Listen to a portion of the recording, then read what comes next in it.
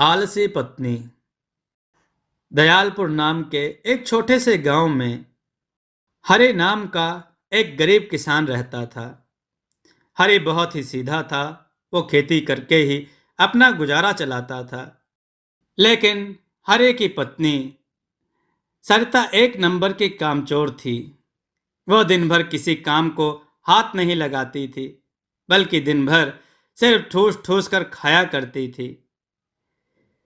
हरे बेचारा उसकी इस आदत से काफी परेशान रहा करता था। एक दिन हरी खेत से थका हारा अपने घर आता है। हरी बोला, अरे ओ भाग्यवान, बहुत तेज भूख लगी है।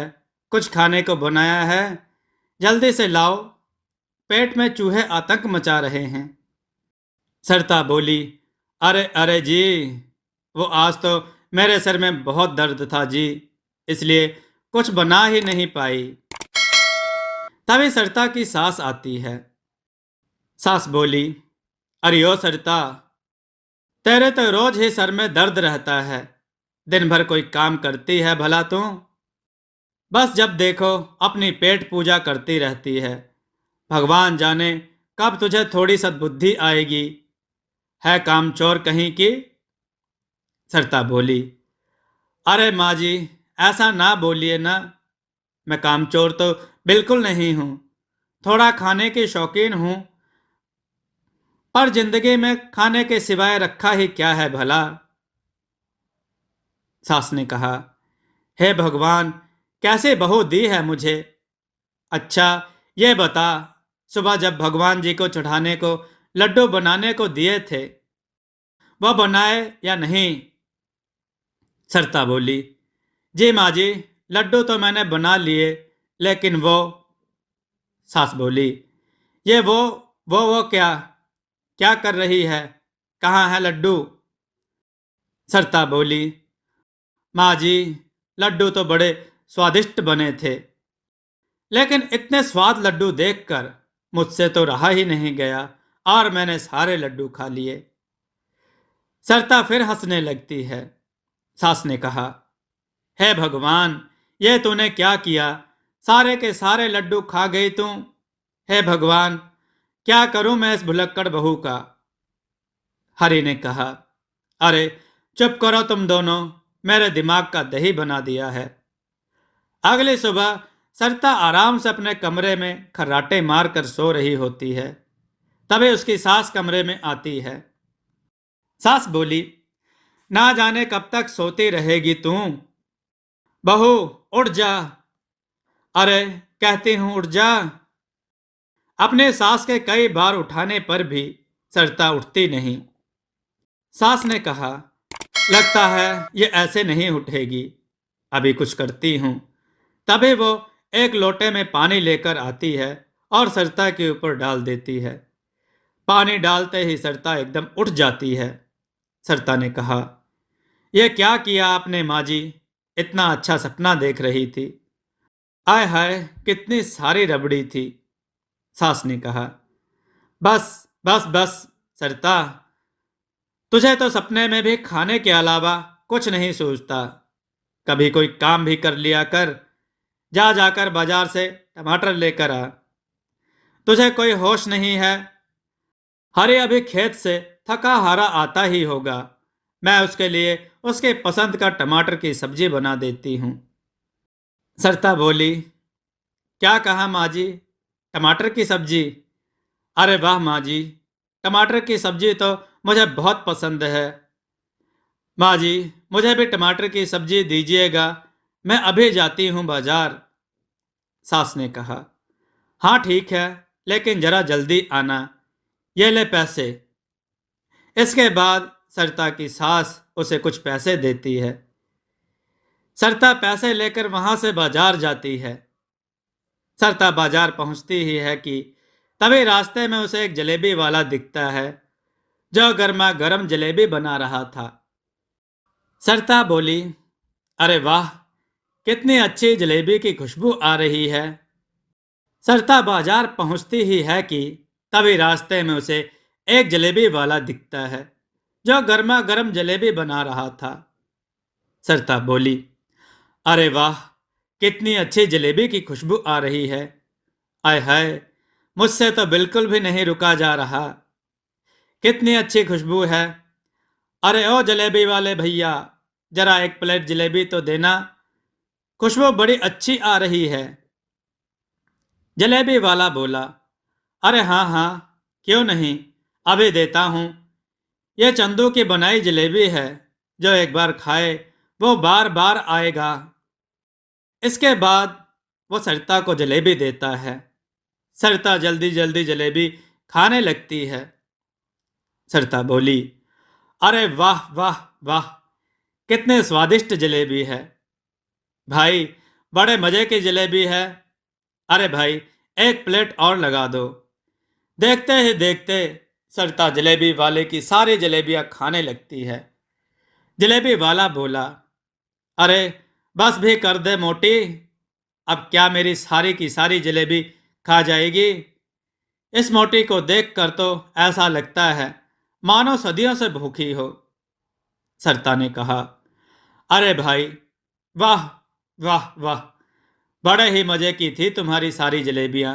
वाह वाह वाह, बहुत ही स्वादिष्ट थी। हाँ, मजा ही आ गया। जलेबी वाला बोला, हाँ ठीक है, लेकिन तुमने तो मेरी सारी जलेबी खा डाली। अब सारी जलेबी के 100 रुपए होते हैं। हाँ। सरिता ने कहा, हाँ, क्या क्या क्या भैया, 100 रुपए? लेकिन मेरे पास तो केवल कुछ ही रुपए हैं। भाई, मैं तुम्हें 100 रुपए कहाँ से दूं? जलेबी वाला बोला, देखो बहन, तुम ठूस ठूस कर सारी जलेबियां खा गई। अब मैं कुछ नहीं जानता, मुझे मेरे पूरे रुपए चाहिए। सरिता बोली, भैया, अभी पूरे पैसे तो हैं नहीं मेरे पास। अभी तो मेरे पास जो पैसे हैं वो रखो, बाकी के पैसे तुम मेरे घर आकर ले जाना। यही गांव का सबसे नुक्कड़ वाला घर है मेरा। जलेबी वाला थोड़ा सोचने के बाद बोला, अच्छा अच्छा, ठीक है, अभी तो मुझे ये पैसे दे दो, बाकी के पैसे मैं तुम्हारे घर आकर ले जाऊंगा। जिसके बाद सरिता अपने घर आ जाती है। सास ने कहा, अरे कहाँ रह गई थी तू? एक काम बोला था तुझे, उसमें भी इतनी देर लगा दी तूने। कहाँ है टमाटर? ला दे मुझे। सरिता बोली, अरे माँ जी, वो टमाटर तो मैं लाई ही नहीं। सास ने कहा, अरे तो क्या करने भेजा था तुझे? हे भगवान, कैसी बहू दी है तूने मुझे। हाय। सरिता ने कहा, अच्छा अच्छा माँ जी, मैं बहुत थक गई हूँ, अपने कमरे में जाकर आराम करती हूँ। जिसके बाद सरिता वहां से चली जाती है। थोड़ी देर बाद जलेबी वाला सरिता के घर आता है। जलेबी वाला बोला, अरे क्या कोई है इस घर में? तभी अंदर से सरिता की सास आती है। अरे कौन हो भाई, क्यों चिल्ला रहे हो? माँ जी, मैं चंदू जलेबी वाला हूँ। आपकी बहू सुबह मेरी दुकान पर आई थी और मेरी सारी जलेबी खा गई। मेरे जलेबी के पूरे पैसे भी नहीं दिए, वही लेने आया हूँ। सास बोली, हे भगवान, सरिता, ये सरिता बहू भी ना अपनी आदत से बाज नहीं आएगी। तभी वह सरिता को आवाज देती है, अरे सरिता, बाहर आ जल्दी। तभी सरिता बाहर आती है। क्यों रे सरिता, यह मैं क्या सुन रही हूं? तो इस जलेबी वाले की सारी जलेबियां खा गई। जी, जी माँ जी, आज सुबह जब आपने टमाटर लेने भेजा था ना मुझे, वो रास्ते में जलेबी वाला दिख गया। इसकी गर्मा गर्म जलेबी की खुशबू आते देख मुझसे रुका नहीं गया और मैंने जलेबी खा ली। अब माँ जी, मैंने अब माँ जी, मैंने खाने की तो अब माँ जी, मैं खाने की तो शौकीन हूँ, आप तो जानती ही हैं। तभी वहां पर हरि आता है। हरि बोला, क्या बात है चंदू भाई, तुम यहाँ कैसे? सब ठीक तो है ना? सास ने कहा, अरे इससे क्या पूछता है बेटा, मैं बताती हूँ। ये जो तेरी भुलक्कड़ पत्नी है ना, जिसे दिन रात खाने के अलावा कुछ दिखाई नहीं देता, इस जलेबी वाले की सारी जलेबियां खा गई। अब उन्हीं के पैसे ले, अब उन्हीं के पैसे लेने आया है ये।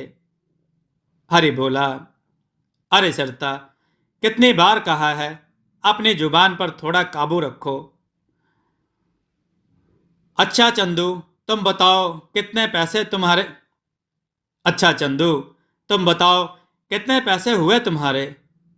जलेबी वाले ने कहा, कुछ ज्यादा तो नहीं, बस 100 रुपए बनते हैं, वही दे दीजिए भैया। हरि ने कहा, क्या कहा? 100 रुपए? इतनी तो मेरी एक दिन की आमदनी भी नहीं है भाई। जलेबी वाले ने कहा, देखो हरि भाई, अब वो सब मैं नहीं जानता, मेरी जलेबी के इतने ही पैसे बनते हैं। हरि ने कहा, अच्छा अच्छा ठीक है भाई, देता हूं। तभी वो अपने कुर्ते की जेब में से 100 रुपए देता है, जिसके बाद वो जलेबी वाला वहां से चुपचाप चला जाता है। हरि ने कहा, अरे रे सरिता, ये क्या करती हो तुम? अब मैं इतने पैसे कहां से लाऊं भला? सरिता ने कहा, मुझे माफ कर दीजिए जी, अब मैं क्या करूं? आप तो जानते ही हैं ना, मैं खाने की कितनी शौकीन हूं। सास ने कहा, हाँ हाँ, ये तो सब जानते हैं। देख बेटा, इस सरिता के ऊपर तो किसी की बात का असर नहीं होने वाला। तू हाथ मुंह धो, मैं तेरे लिए खाना लेकर आती हूं। सरिता बोली, अरे हाँ हाँ माँ जी, मुझे भी बहुत जोर की भूख लगी है, मैं भी आपके साथ अंदर रसोई में चलती हूँ। जिसके बाद हरि की माँ और सरिता वहां से चली जाती हैं। हरि बोला, सरिता के दिन प्रतिदिन ज्यादा खाने की आदत तो बढ़ती ही जा रही है। हे भगवान, कुछ तो अकल दो सरिता को, अब मुझे ही कुछ करना होगा। तभी थोड़ी देर बाद हरि गांव के एक बाबा के पास जाता है, जो इन सभी बीमारियों का इलाज अपनी बनाई जड़ी बूटी से किया करते थे। हरि ने कहा, बाबा, मेरी सहायता कीजिए, मैं बड़ी उम्मीद लेकर आपके पास आया हूं। बाबा बोले, क्या बात है बच्चा, बताओ हमें, मैं तेरी जरूर मदद करूंगा। तभी हरि बाबा को सारी बात बताता है। बाबा ने हरि के कान में फुसफुसाकर कुछ कहा, यह दो पुड़िया ले जाओ, और जैसे बताया है ठीक वैसे ही इस्तेमाल कर लेना, तुम्हारे समस्या का यही हल है। हरि ने कहा, ठीक है बाबा, आप मुझे यह जड़ी बूटी दे दीजिए। इसके बाद बाबा उसे जड़ी बूटी दे देता है। उधर सरिता के घर उसकी पड़ोसन मीना आती है। सरिता बोली, क्या कहा मीना भाभी, सरपंची के यहाँ दावत है? आय हाय, क्या सच बोल रही हो? मैं तो जरूर जाऊंगी, वहां तो बहुत अच्छा अच्छा खाने को मिलेगा ना। अरे वाह वाह, मेरे तो मुंह में अभी से पानी आ गया है। मीना ने कहा, अरे हाँ हाँ सरिता, आज सरपंचनी ने पूरे गांव को दावत में बुलाया है, मजेदार भोजन खाने को मिलेगा, तुम भी चलना। तभी दोनों सरपंच जी के यहाँ जाती हैं, जहाँ पूरा गांव पहले से ही मौजूद था। सभी गांव वाले सरिता को देखते ही हंसने लगते हैं। एक आदमी बोला, अरे देखो देखो, आ गई हरि की पेटू पत्नी, अब देखना सारा भोजन कैसे चटकर जाती है। सरपंच ने कहा, आप सभी गांव वालों का मेरी दावत में स्वागत है। भाई, आज मेरी दावत के साथ साथ यहाँ एक प्रतियोगिता भी होगी।